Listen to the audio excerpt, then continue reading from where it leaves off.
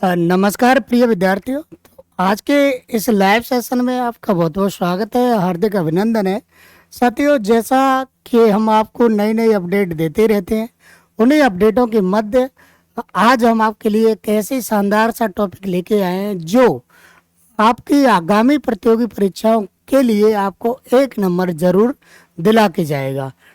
जी हाँ, बिल्कुल आप सही सुन रहे हैं। तो हम ऐसे टॉपिक की बात करें, जीआई टैग। जीआई टैग यानी भौगोलिक संकेतक 2025 का न्यू अपडेट हम लेके आए हैं, बिल्कुल ही ठीक है। तो चलते हैं इस वीडियो की ओर, और वीडियो को बिल्कुल स्किप ना कीजिएगा। और अगर आपको ये वीडियो पसंद आए तो चैनल को सब्सक्राइब करें, साथियों के साथ शेयर करें। तो चलते हैं साथियों, इस वीडियो में क्या होने वाला है, कैसा ये टॉपिक है। तो जैसा कि आप सबको पता है, सबसे पहले अपन देख लेते हैं भौगोलिक संकेतांक होता क्या है। तो भौगोलिक संकेतांक, हाँ, ये जीआई टैग क्या है, ठीक है। तो जीआई टैग का उपयोग ऐसे उत्पादों के लिए एक संकेत के रूप में किया जाता है जो जिनका एक विशिष्ट भौगोलिक मूल क्षेत्र होता है, और इनकी विशेषताएं प्रतिष्ठा भी इसी मूल क्षेत्र के कारण होती है। यानी आपकी बात समझ में आ रही होगी। भौगोलिक संकेतांक यानी जीआई टैग्स क्या होते हैं कि जैसे मान लो आप किसी भी जगह की बात अपन कर रहे हैं, तो उस जगह की जो फेवरेट चीज़ क्या है लोगों की। जैसे अपन बिहार की बात कर ले, मान लो बिहार में क्या है, लिट्टी चोखा बोलते हैं जिसे। लिट्टी चोखा जो वहाँ का प्रसिद्ध है, तो वो एक तरह से, और वहाँ की मधुबनी पेंटिंग है, तो वो वहाँ के एक विशेष प्रतिष्ठा और पहचान दिलाने में सक्षम है, इसीलिए वो वहाँ के जीआई टैग्स हैं।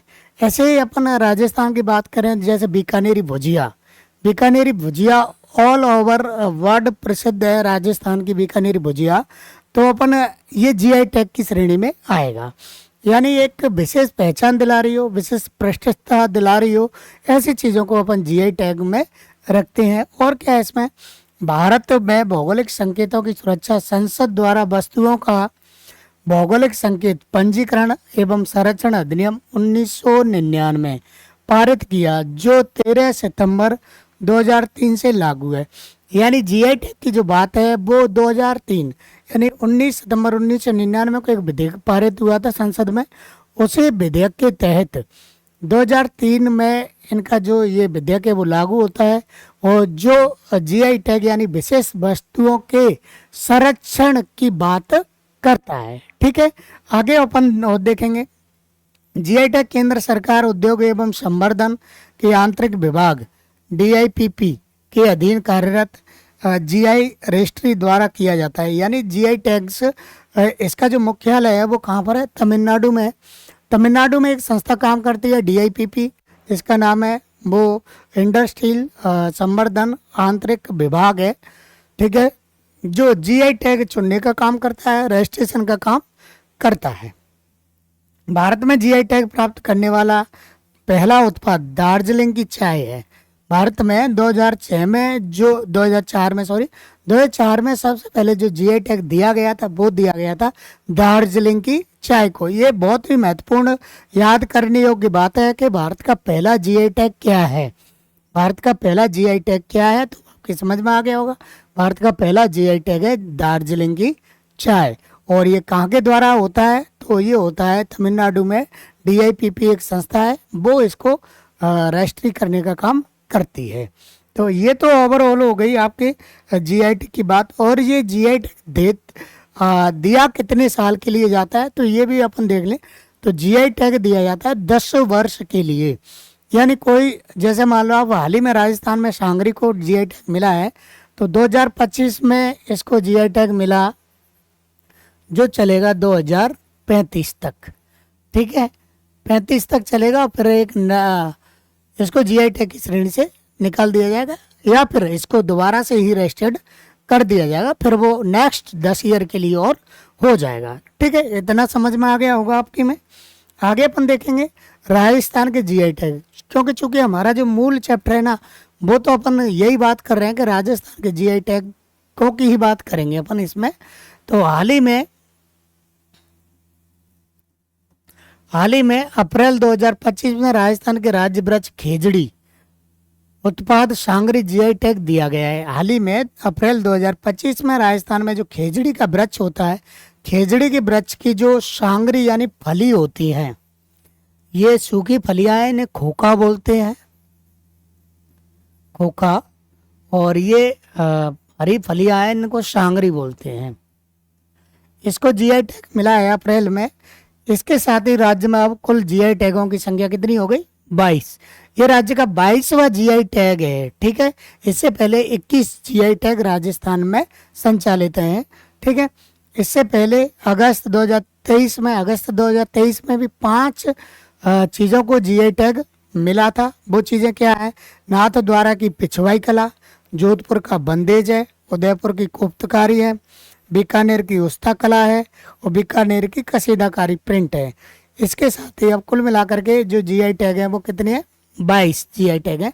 तो टोटल ये आगामी परीक्षा में बहुत ही शानदार है। और इनमें से ये भी आ जाता है कि निम्न में से कौन सा जीआई टैग नहीं है। तो हम सबको देखेंगे कि कौन कौन जीआई टैग हैं, कौन कौन नहीं है। तो ये पूरे राजस्थान के यहाँ पे के जीआई टैग हैं, जिनमें देखो बगरू प्रिंट है जयपुर का, बीकानेरी भुजिया है बीकानेर की, ब्लू पोट्री है जयपुर की। ब्लू पोट्री का लोगो यानी ब्लू पोट्री का जो प्रतीक चिन्ह है वो उसको भी जीआई टैग है। ठीक है, इसका ध्यान रखना। कठपुतली राजस्थान, कठपुतली का लोगो, ठीक है, ये लोगो भी ध्यान रखने आपको कि किन किन चीज़ों को लोगो को जीआई टैग प्राप्त है। ऐसा नहीं है कि वस्तुओं को भी है, उनके अगर प्रतीक चिन्ह अच्छे हैं तो उनको भी लोगो प्राप्त है, लोगों को भी जीआई टैग प्राप्त है। कोटा डोरिया कोटा की है। कोटा डोरिया का लोगो ये कोटा, मकराना संगमरमर नागौर, मोलेला मिट्टी कला नाथ द्वारा और मोलेला का लोगो ये भी इसमें शामिल है। और ये फुलकारी है, तो ये राजस्थान पंजाब हरियाणा ये सभी जगह चलती है, लेकिन अपने राजस्थान में इसको जीआई टैग प्राप्त है। आगे देखेंगे थेवा कला प्रतापगढ़, सागरनेरी प्रिंट जयपुर और पोखरण पोट्री जैसलमेर, सोजत की मेहंदी पाली 2021 में मिला, पिछवाई कला नाथ द्वारा 23 में मिला है, जोधपुरी बंदेज जोधपुर 23 में मिला है, कोफ्तकारी उदयपुर 23 में मिला है, उस्ता कला बीकानेर 23 में मिला है, कसीदाकारी क्राफ्ट 2023 में मिला है और ये लास्ट में है सांगरी जो अप्रैल 2025 में इसको मिला है। अप्रैल 2025 में इसको मिला है। तो ये तो आपके क्या है, कुल 22 जीआई टैग हैं। और अपन देखेंगे इनमें से मोस्ट जीआई टैग के बारे में कि समझेंगे अपन कि इनके बारे में भी थोड़ा सा अपन जान ले तो बेहतर होगा। कई अंदर से भी सवाल आ जाते हैं इसके।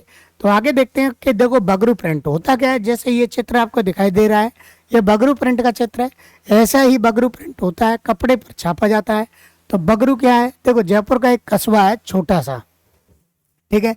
तो जयपुर जिले में इस कस्बे के नाम पर इस प्रिंट का नाम पड़ा है। इस कस्बे के नाम पर इस प्रिंट का नाम पड़ा है।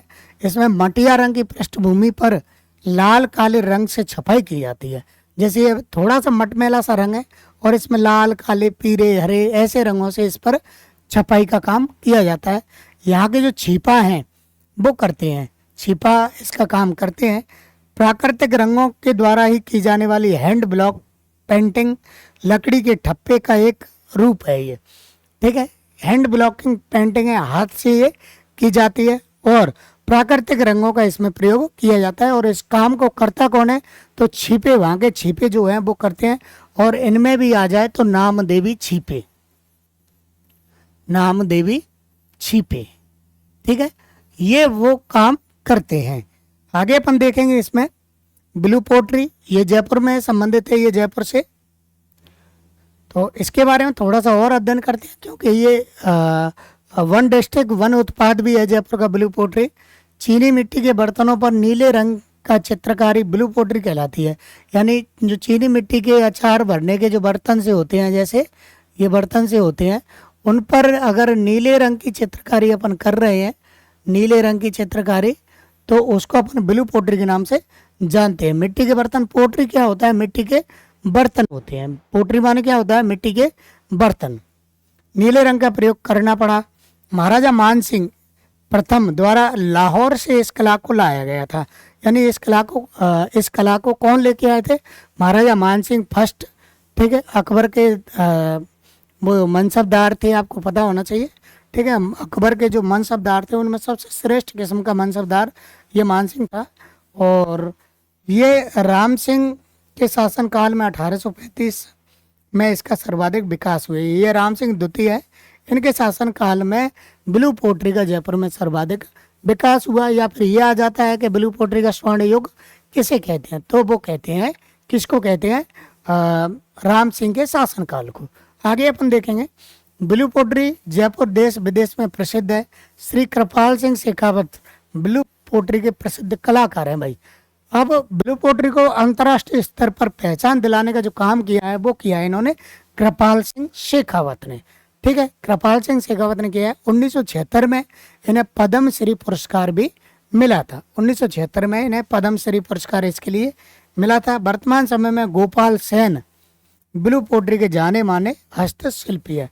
अगर वर्तमान की बात करें तो वर्तमान में कौन है इसका सबसे सिद्ध हस्त कलाकार है, तो उसका नाम है गोपाल सेन है। ठीक है साथियों, आगे अपन और इसमें जानकारी प्राप्त करते हैं। एक आध कठपुतली, कठपुतली ये इसकी जन्मस्थली राजस्थान ही है। देखो कठपुतली क्या है, राजस्थान के लोगों के एक मंचन की ये कला है, आपको देख रही होगी। धागे की सहायता से इसको या लकड़ियों की सहायता से इसको ऐसे ऐसे कर करके इनको नचाया जाता है। तो कठपुतली संग्रहण के लिए देवीलाल सामर ने लोक कला मंडल की स्थापना की थी उदयपुर में। तो इसके बारे में और अपन जान लेते हैं। ये लकड़ी से बनी होती है जिन पर कलात्मक चित्रात्मक किया रहता है। इनको नचाने के लिए नट भाट जाति के लोग होते हैं। इनको मैं कह रहा हूँ ना, इनको खेल कराया जाता है एक पर्दे के पीछे से। इन धागों की सहायता से, धागों की सहायता से इनको नचाया जाता है। ठीक है, आगे अपन देखेंगे। इनका मुख्य स्थल है मारवाड़। श्री देवीलाल सामर इस कला के विकास में महत्वपूर्ण योगदान रहा है। इन्होंने 1968 में पद्मश्री पुरस्कार मिला था और इन्हें सम्मानित किया गया था देवीलाल सामर को। लेकिन आपको पता होना चाहिए कि उदयपुर में क्या है, लोक कला मंडल है। लोक कला मंडल है उदयपुर में। इसकी स्थापना भी किन्होंने की थी, देवीलाल सामर ने ही इसकी स्थापना की थी। बिल्कुल क्लियर है, यहाँ तक आगे चलेंगे अपन। हाँ, कांच पर सोने का सूच ये है थेवा कला। थेवा कला कांच पर सूक्ष्म चित्रांकन, प्रतापगढ़ की मीनाकारी को ही थेवा कला के नाम से जाना जाता है। इसमें हरे रंग का कांच का प्रयोग किया जाता है जो बेल्जियम से आयात किया जाता है। यानी इसमें जो कांच का प्रयोग होता है ना, वो बेल्जियम से आयात कांच होता है। और यह जो कला है वो संसार का एक ही परिवार इस काम को करता है। वो परिवार है सोनी परिवार। प्रतापगढ़ का सोनी परिवार तक ही सीमित है, क्योंकि इस कला को दिन में नहीं किया जाता, रात में किया जाता है। इस कला को महिलाओं को नहीं सिखाते हैं, क्योंकि महिलाएं अपने ससुराल या मायके में जाकर के सिखा सकती है। तो इस कला को केवल पुरुष ही करता है। रात के अंधेरे में करते हैं, बंद कोठरी में करते हैं। ठीक है, अंधेरे में मतलब दिन में नहीं करते, बस बात ही है। और इन कला का इंसाइक्लोपीडिया ऑफ ब्रिटेन काम है। इनका नाम, थेवा कला का नाम स्वर्ण अक्षरों में दर्ज है। ठीक है, इतनी सारी बातें हैं। अगला, थेवा कला एक प्रसिद्ध कला। महेशराज सोनी को 2004 में ये पद्मश्री पुरस्कार से सम्मानित किया गया है। वर्तमान में गिरीश कुमार इस कला की ख्याति प्राप्त कलाकार है। केवल एक ही परिवार काम को करता है, महिलाओं को सिखाते नहीं है और किसी को सिखाते नहीं है। अगला, सागानेरी प्रिंट। ठीक है, सागानेरी छपाई लट्ठा या मलमल पर की जाती है। यह विभिन्न तैयार कपड़ों पर डिजाइनों की कमाई छपाई की जाती है, जिनमें धानिया, बूंदी आदि के छपे प्रमुख हैं। ऐसे ये सागानेरी प्रिंट के चित्र, ऐसे आपको कुछ चित्र मैंने बताए, ये ऐसे चित्रों पर ये सागानेरी प्रिंट की जाती है। इसमें लाल काला दो ही रंग का ज़्यादा प्रयोग होता है। ठप्पा या छापा रंग सागानेरी प्रिंट की प्रमुख विशेषता है। इस प्रिंट को विदेशों तक लोकप्रिय बनाने का काम किया है किसने? मुन्नालाल गोयल ने। ठीक है, सागानेरी प्रिंट को विदेशों तक पहुंचाने का जो काम किया है वो किसने किया है? मुन्नालाल गोयल ने किया है। आगे देखेंगे अपन। आगे देखेंगे सोजत की मेहंदी।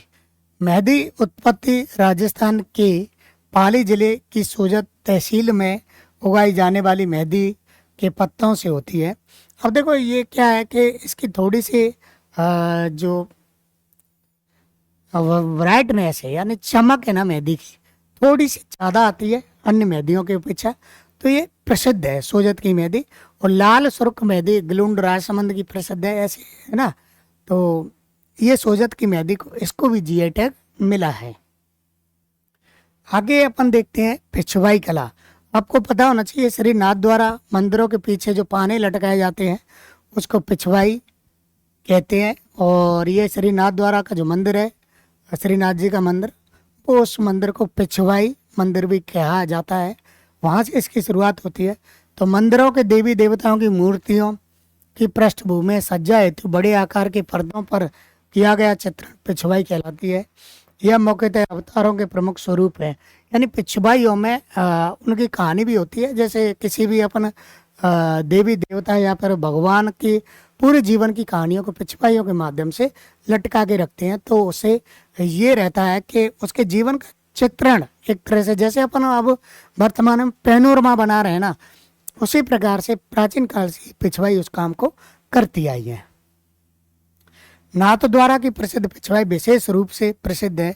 पिछवाई चित्रण नाथ द्वारा के जांगड़े एवं गौड़ ब्राह्मण जातियों के परिवार के लोग करते हैं। ये ऐसा कपड़ा होता है और यहाँ पर उस देवी देवता की क्या होती है, मूर्ति होती है। ठीक है, बिल्कुल क्लियर है। हाँ, आगे चलें अपन। उस्ताकला। उस्ताकला ये चित्र आपको दिखाई दे रहा होगा। ऊंट की खाल पर मुनब्बती का जो काम होता है, ऊंट की खाल पर नक्काशी का जो काम होता है, उसको उस्ताकला के नाम से जानते हैं।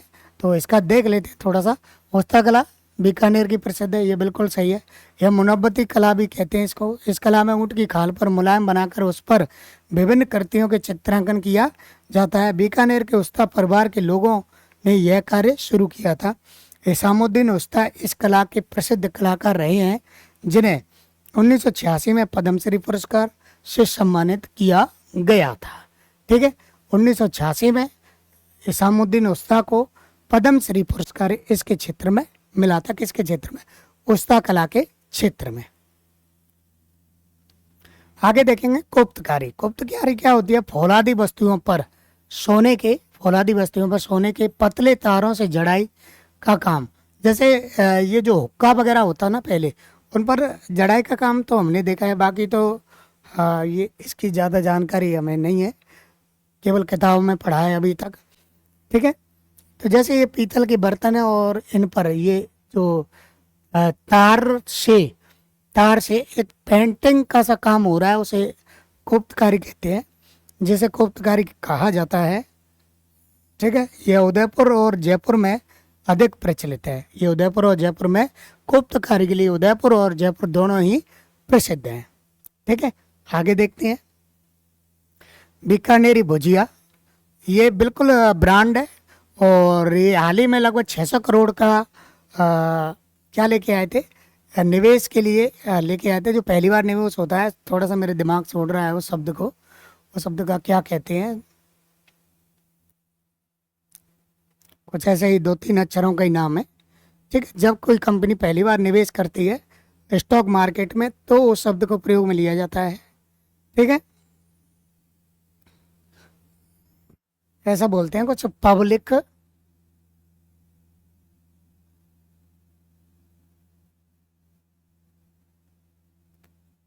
हाँ, इसको कहते हैं आईपीओ।